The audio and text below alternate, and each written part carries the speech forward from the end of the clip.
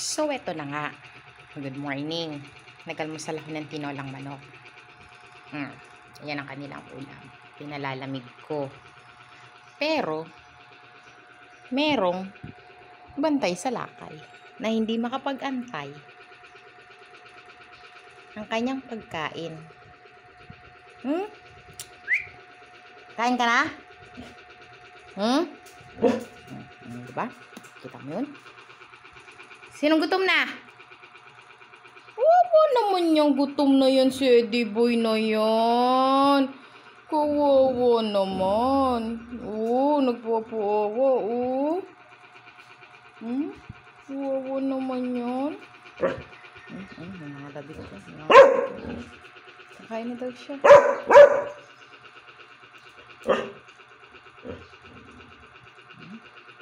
Yung kuya nga dito, behave lang eh. Behave lang sila oh. Ay. Nagalit na yung bakulaw. Ay, nagalit na yung bakulaw. Nangungulit na sa mama.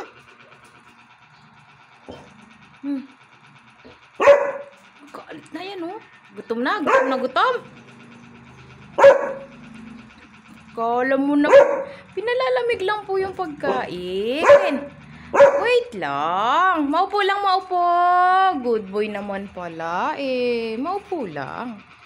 Galit na. Gutom na kasi. Gutom na yan. Eh, may init po. Ulam nila ay tinola. Yan. Yan na. Nagtantrums na. Mainit pa talaga si Eddie. Papaso dila mo.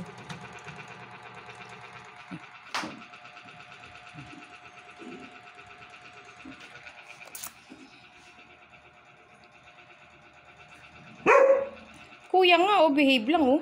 Behave lang yan eh. Ito talaga pinaka-good boy eh. Si Joaquin eh. Ito talaga si Tuloy din eh. Pero yung bakulaw,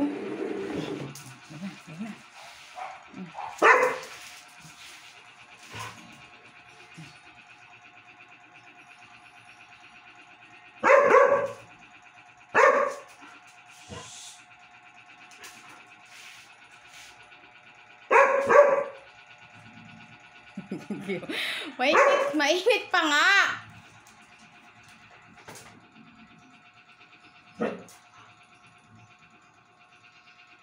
Subong kita Tito Aljun. Sige. Kung makapag-antay tignan mo ang kuya. Behave lang. Behave talaga yan eh. Itong isa. Sige na po. Kakain na po.